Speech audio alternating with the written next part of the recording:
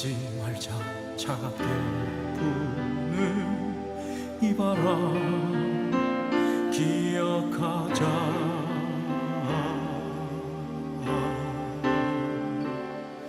우리가 맞잡은 손 잊지 말자. 우리 가슴 속 이 열기 기억하자.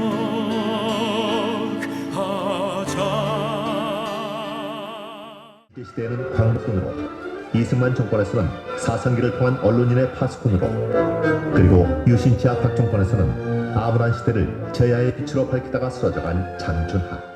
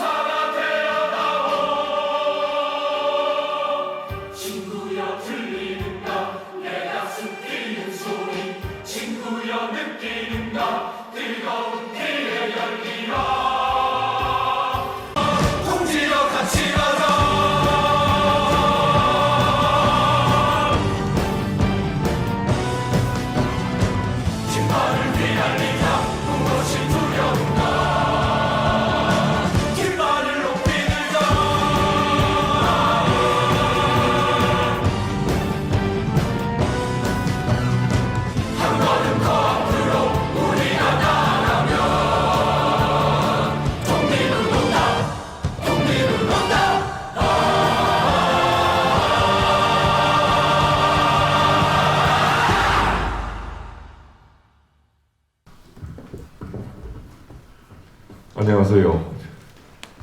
장호건입니다. 인사드립니다.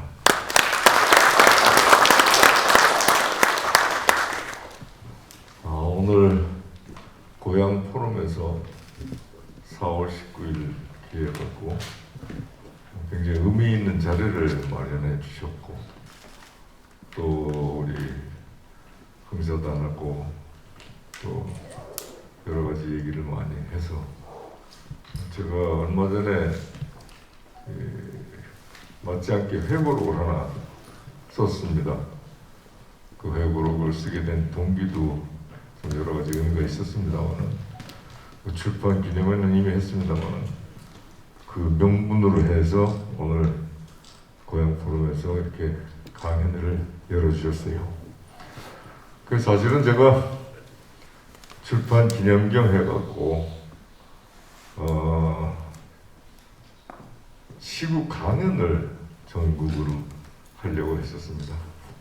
그 이유는 지난번 선거 우리가 대선이 있었고 세상을 많이 바뀌었는데, 많은 사람들이 패닉 상태에 들어간 사람도 있고, 또 혼을 놓고 이제 뭐 세상 끝난 것처럼 그렇게 사는 분들도 있고, 저 또한 그 모습을 보고 한순간에나마 망연자실해갖고, 이게 뭐 대한민국 이 나라도 어떻게 되는 건가? 그래서 이 나라를 어떻게 되는 건가? 걱정을 하는 와중에 이 책을 내면서 책 내용에 국민들이 보고 정신을 차리고 앞으로 우리가 잘못된 일은 절대 우리 국민들이 하지 말아야겠다 하는 그런 생각에서 책을 내게 됐습니다. 그리고 시국 강연을 하려고 했었는데 고향 포럼에 또 우리 제 목사님이랑 모든 분들이 그것보다는 장준하를 부활을 시켜야겠다. 장준하 사상, 이제 우리 또 이교육감님 이렇게 말씀해 주셨는데 장준하 사상이 이 시대에 정말 절실하다. 그래서 장준하라는 인물, 많은 분들이 그 이름과 것은 알고 있지만 그분이 진짜 뭘 했었고 뭘 하려고 했고 또 어떻게 살려고 했고 또 왜 죽었는가 그 깊은 내용을 좀 들었으면 좋겠다 해서 제가 정치, 사회 이런 데 대해서 시국 강연하는 것보다는 제 선친이신 장준하 선생님의 그 일대기 중요한 몇 가지 그분이 왜 살았고 왜 태어났고 무슨 일을 하려고 했고 무슨 일을 하려고 하다가 저렇게 희생이 됐는가 이 얘기를 잠시 드리도록 하겠습니다. 제가 얼마 전에 4월 1일 날 제가 평소 존경하고 제 선친이신 장준하 선생님이랑 굉장히 가깝게 지내시던 분이 이제 42주기 주도식인가 거기 가서 인사말을 주도서를 하는데 제가 이런 말씀을 드렸어요. 내가 42년 동안 외국에 나가서 있는 동 빼고 거의 매년 찾아와서 주도사를 했는데 똑같은 얘기만 했다.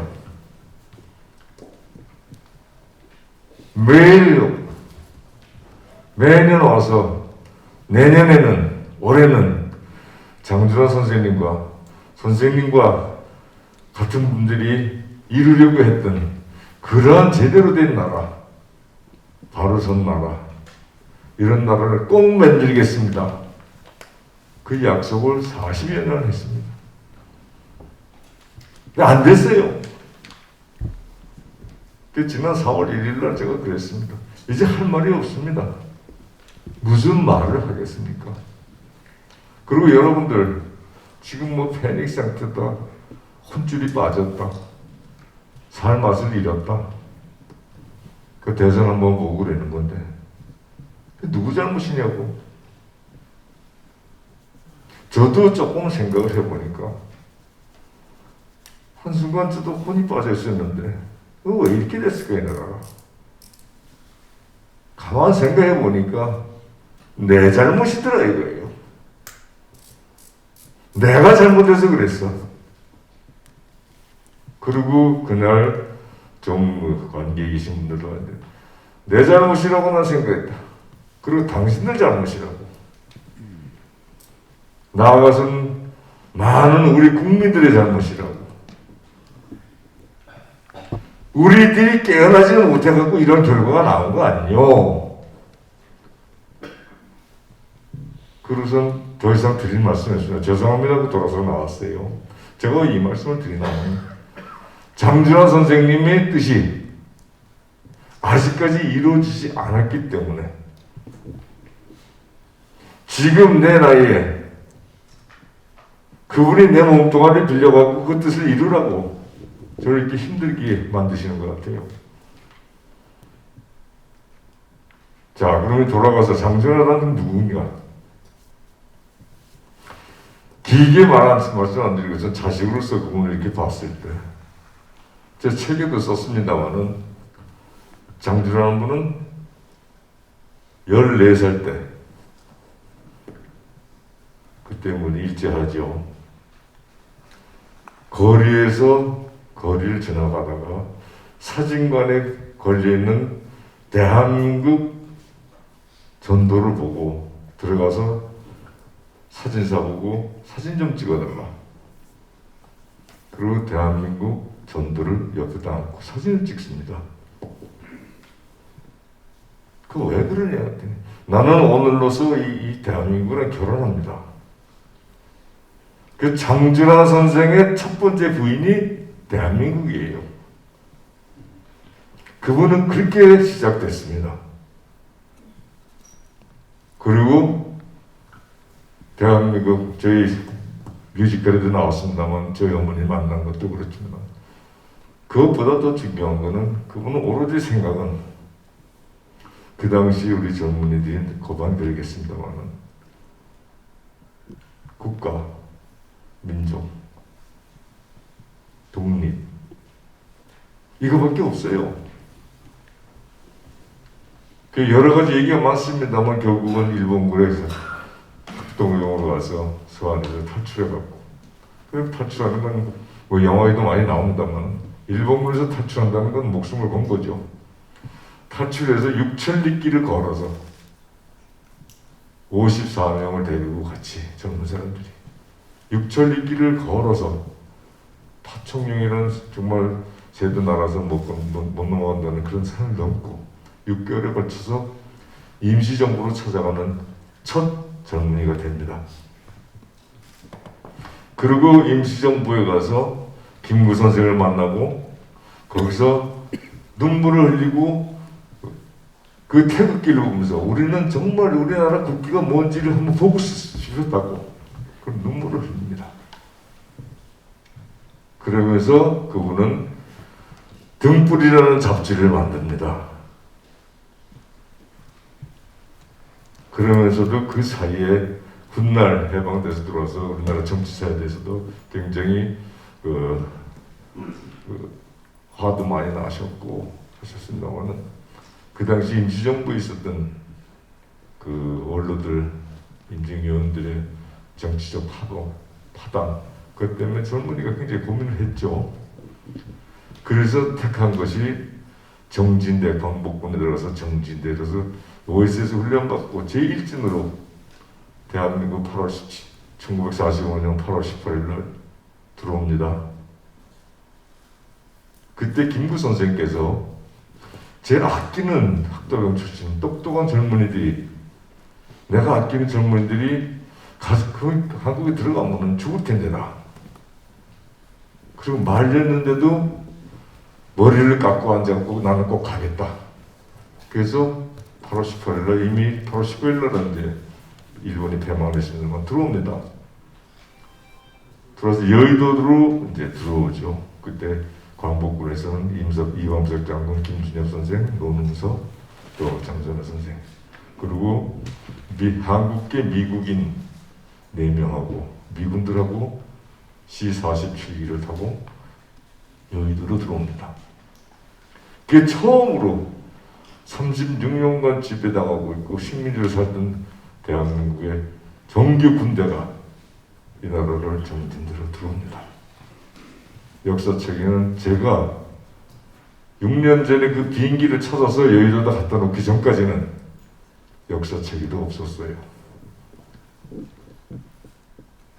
그리고 들어와서 일본군이랑 대치해서 총을 못 쏘고 다시 미군이 철수하라는 바람에 돌아가죠. 그때 돌아갔을 때 김구 선생님이랑 이런 얘기들 합니다. 우리 정진대 광복군 젊은이들이 가서 싸움하다 죽었더라면 대한민국이 자주 독립국이 되고 승전국이 됐을 텐데 장준호 선생님은 거기서 철수라는 말은 철수하면서 하룻밤 제가 철수하면서 그 김준엽 선생이랑 또 이범석 장군이랑 노문수죠. 우리 나타난다고 뛰어내리자. 쟤네들이랑 싸움하자. 우리가 죽어야 된다면서. 그래야지 이 대한민국이 승전국이 될 수 있지 않습니까? 그것을 제가 자라면서 그분들이 8월 18일 날마다 만나서 얘기했을 때 교통량으로 들은 얘기입니다. 그 장주환 선생님 젊은 시대에 그렇게 됐어요. 그 다음에 해방이 되고 들어왔습니다. 김구 선생 경교장에 가서 비서를 하고 있었죠. 25살 나이에. 너무 젊은 나이죠. 그 당시만 해도 들어와서 이화장과 경교장이 나눠져갖고 군정이 시작되면서 우리나라가 흔들리기 시작했죠. 장전 선생님은 거기서도 기득을 누리는 사람들 등살에만 얘기했고 경교장을 떠납니다.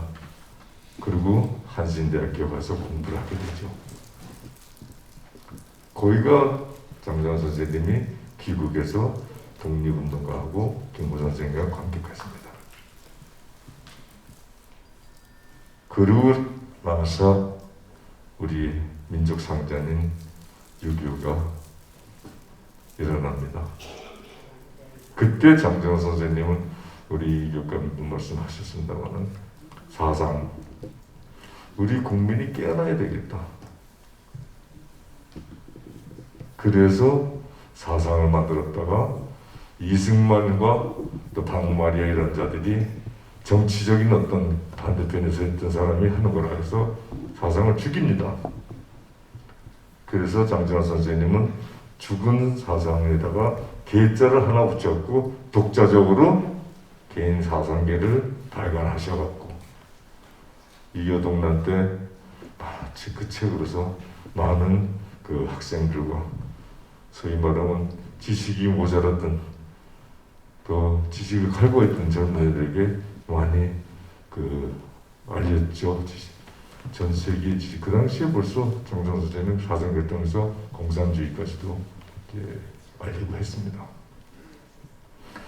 이교동란 끝나고 나서 서울에 올라와서 사상계를 했는데 그때 이승만의 문제 때문에 모든 것이 힘들어지고 국민들이 싫어했을 때 사상계에서 한 일이 무엇인가 하면은 바로 4.19 오늘 4.19를 일으키게 된 동력 그 밑바탕을 만들기 시작했죠.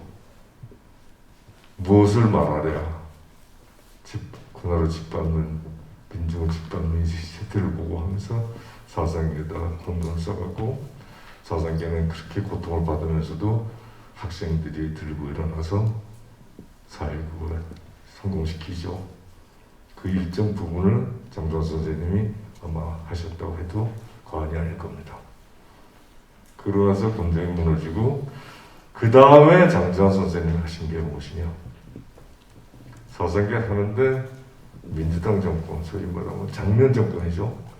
들어서갖고 1년도 안 돼갖고 박정희한테 정권을 뺏기긴 합니다만 장정 선생 하신 일이 대한민국이 살려면 미군에게 원정만 받아먹고 살다가 이 살려면 국토를 개발해야겠다. 그래서 국토 개발 문제를 들고 일어납니다. 그래서 국건이라는 거를 만들어서 민주당 그때 장면 정부에서 지원해주고 민관 합작을 해서 거기서 3,000명의 젊은이들을 선발해갖고 전국에다 뿌립니다. 그리고 그들을 하여금 전국에서 농촌, 어촌, 또 산으로 내려서 공무원 생활하다가 3개월 만에 돌아와서 정식으로 대한민국 공무원증을 받아갖고 그들을 하여금 각 지방에 이제 실령으로 내보낼 그런 계획을 했죠. 그래서 그걸 다 끝내고 보냈습니다. 보내고 나서 그들이 다 일을 끝내고 서울로 돌아오는 날 5.16이라는 게 일어났어요. 그래서 박정희라는 자가 5.16이라는 일이 일어났고 세상을 또 다 바꿔놓죠. 여기 역사적인 얘기하게 되면 길어집니다만은 그래서 그 당시에 3천여 명이 소위 말하면 국토개발, 국건이 소속된 사람들이 전부 체포가 됩니다. 그때 5.16 군사 쿠데타 일으킨 주역들 중에 하나가 저자들이 젊은 자들이 우리가 필요한 자들이다 해서 그들을 다 석방해갖고 공문을 시킵니다. 그것이 그 다음에 박정희라는 자가 어떤 일을 만드느냐. 여러분들도 아실지 모르겠습니다만 재건국민운동본부 또 국토개발부 경제개혁 이래갖고 나라 국토를 갖다 개발하는 사업을 시작합니다. 그리고 장정 선생님은 구속이 되죠.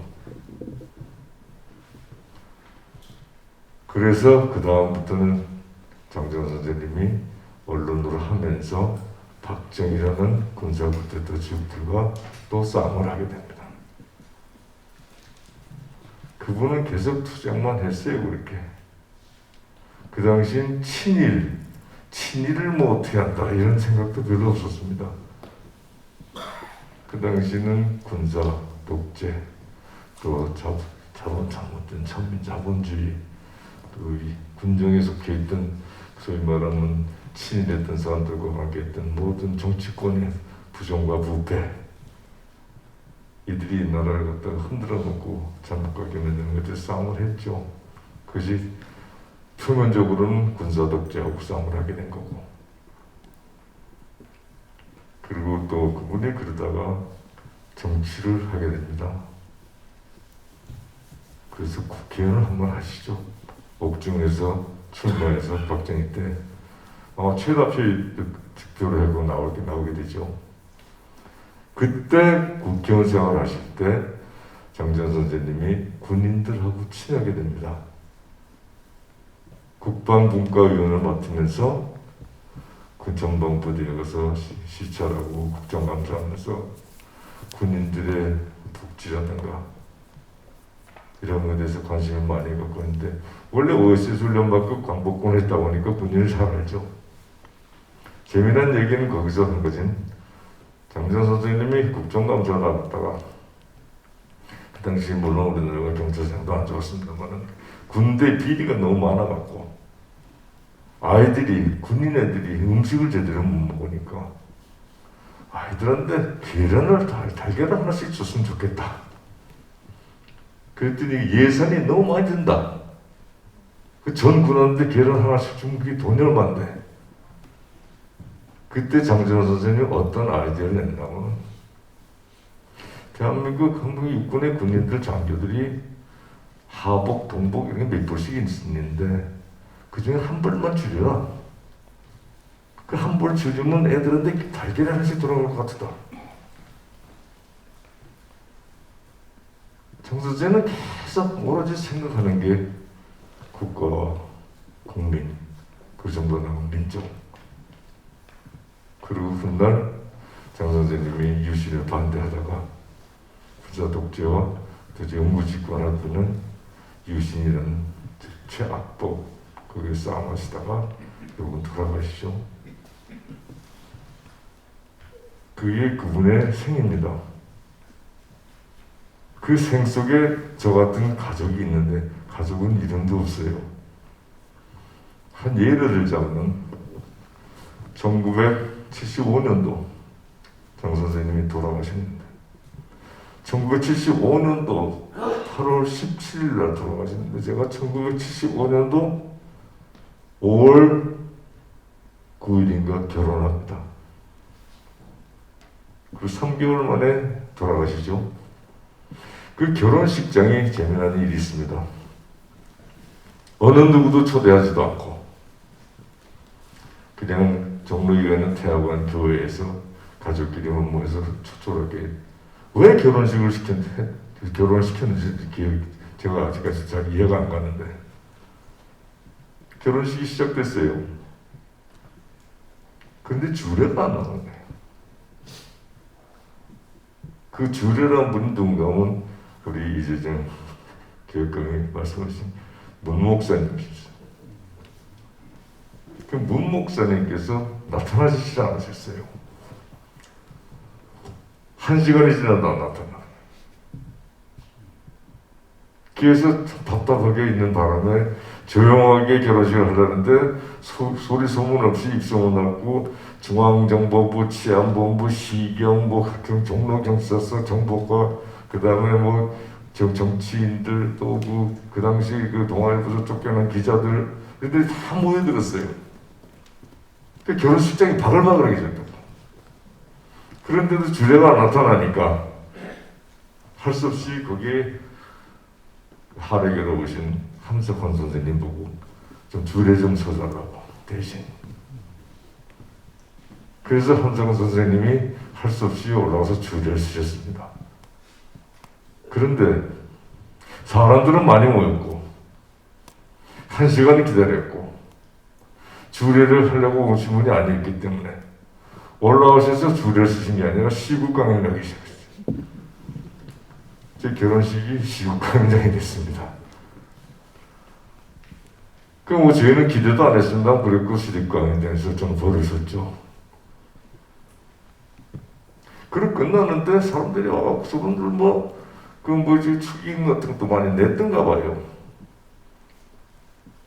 저는 예상치 못했는데 그 축의금 나온 거서 저거 좀 신혼여행이라도 갈 수 있겠구나 생각했는데 결혼식 끝나고 보니까 축의금이 다 없어졌어요. 그 축의금이 다 어디 갔느냐? 장 선생님이 축의금을 싹 다 걷어가지고 그 당시 소위 말하면 언론 자유투쟁, 언론 민주 자유투쟁을 하던 동아일보 쫓겨난 기자들이 길거리에 다니면서 참 힘들어하니까 거기 같은 사람 그걸 다 줘버렸어요. 그 동아투의 기자들한테 다 줘버렸어요, 돈을. 그래서 저는 신혼여행도 못 갔습니다. 그런 걸 보면 장준하 선생이라고는 가족, 물론 중요하겠지만 속으로 어떻게 사랑하셨는지 모르겠습니다만 가족이라는 것은 이미 제쳐놓고 오로지 그분한테는 국가와 민족 그거밖에 없었던 분이에요. 14살 때 대한민국 지도를 옆에 끼고 나는 대한민국과 결혼했다. 저는 자식으로서 그렇게 생각합니다. 과연 저분은 어떤 분일까? 제가 파주에 와서 묘소를 옮기고 나서 자기 조상 제 선친의 묘를 3번을 열었습니다. 이장하실 때 머리에 난 상처가 타살이라는 걸 알고 그걸 법적으로 과학적으로 더 밝혀내기 위해서 또 무덤을 열고 또 의사들한테 맡겨갖고선 검시를 하고 우리 유학이 대한민국의 기본인데 자식이 지 조상 묘를 갖다가 3번씩이나 열었으니 얼마나 훌륭하겠습니까? 그때 제 나이가 57입니다. 열고 나서 제가 다시 모시고 파주에 있는 산소 옆에서 아마 근세기에 그런 일이 별로 없을 텐데 제가 심효사를 시작했습니다. 심효사를 하면서 추운 겨울에 천막을 하나 쳐놓고 아침마다 밥을 해서 갖다 모셔다 드리고 그 다음에 옆에 앉아서 대화를 많이 나눴죠. 그때 제가 장준하 선생님을 알게 됐습니다. 저분이 어떤 분이라는 걸, 그리고 나에게 뭘 얘기하려고 하는가. 제가 화도 났었고 또 욕도 하고 내가 내일 태어나서 내가 이 나라에 못 살고 저분 때문에 내가 왜 쫓겨나고 도망갔을까. 장준하 선생님이 1975년도에 돌아가시고 76년도 4월 19일 오늘입니다. 제가 1년 만에 테러를 당하게 되죠. 보안사라는 군인 수사기관에게 테러를 당해서 제 턱뼈가 8조각이 부서집니다.